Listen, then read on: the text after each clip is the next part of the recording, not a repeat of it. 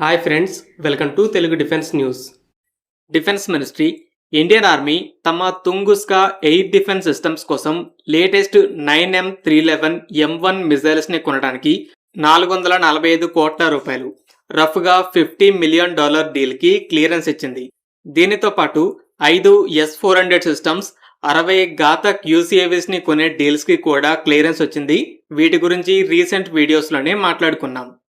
ఈ తుంగుస్కా సిస్టమ్స్ని India 1990s 2000స్లో Russia నుండి కొనడం జరిగింది.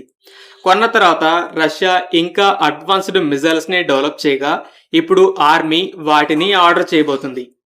దీన్ని బట్టి ఇండియా ఆపరేషన్ సింధూర్ తర్వాత డ్రోన్స్ని కౌంటర్ చేయడానికి ఎంత పాసిబుల్ అయితే అంత ప్రిపేర్ అవుతుందని క్లియర్గా అర్థమవుతుంది. ఈ తుంగుస్కా M1 అనేది రష్యన్ ప్యాన్సర్ లాగానే ఒక self propelled air defence system. Self propelled అంటే రెడార్, మిజైల్స్, గన్స్ ఏమన్నా సరే అన్నీ ఒక వెహికల్లోనే ఉంటాయి, సొంతగా మూవ్ అవుతుంది.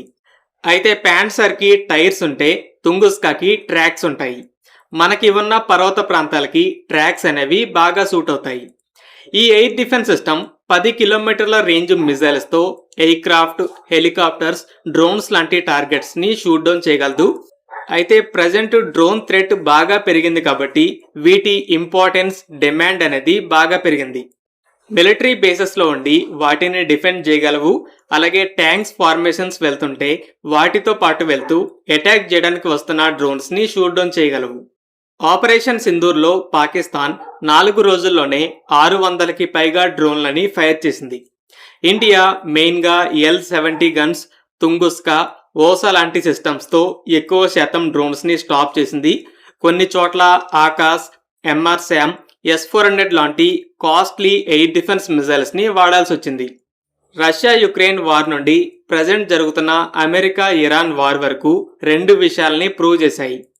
చీప్ కాస్ట్ ఉండే లాంగ్ రేంజ్ డ్రోన్స్ అనేవి కేవలం లో బడ్జెట్ మిలిటరీస్కి కాదు, అమెరికా లాంటి అడ్వాన్స్డ్ హై ఎండ్ కాస్ట్లీ వెపన్స్ని వాడే దేశం కూడా ఇరానియన్ షాహీద్ 136ని రివర్స్ ఇంజనీరింగ్ చేసి లూకస్ పేరుతో తిరిగి ఇరాన్ మీదే వాడుతుంది.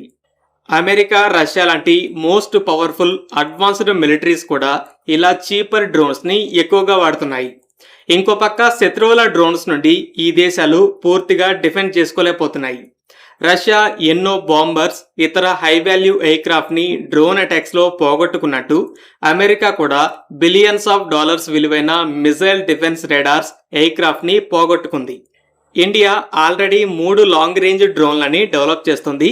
అయితే శత్రువు మీద ఉపయోగించడానికి పాయిజన్ ఉంటే సరిపోదు, అదే పని శత్రువు చేస్తే సరైన యాంటీడోట్ కూడా కావాలి. ఆపరేషన్ సింధూర్ తర్వాత DRDO QRSAM, విశ్వరాట్స్, లేజర్ వెపన్ని కలిపి S-400 లాంటి కాస్ట్లీ మిజైల్స్ని వాడే పని లేకుండా మల్టీ లేయర్ డ్రోన్ షీల్డ్ని టెస్ట్ చేస్తుంది, ప్రాజెక్ట్ IADWS.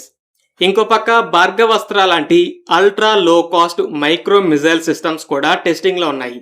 అయితే ఇండిజినస్ సిస్టమ్స్ రెడీ అవుతున్నా కూడా ఇంపోర్ట్ చేసుకున్న సిస్టమ్స్ని కూడా లేటెస్ట్ మిజైల్స్తో అప్గ్రేడ్ చేస్తుందంటే ఇండియా ఈ డ్రోన్ అటాక్స్ని కౌంటర్ చేయడానికి ఎంత పాసిబుల్ అయితే అంతలా ప్రిపేర్ అవుతుందని అర్థమవుతుంది. ఫ్రెండ్స్, ఈ వీడియో మీకు నచ్చినట్టయితే లైక్ చేయండి. అలాగే మరిన్ని డిఫెన్స్ అప్డేట్స్ కోసం మన ఛానల్ని సబ్స్క్రైబ్ చేసుకోండి.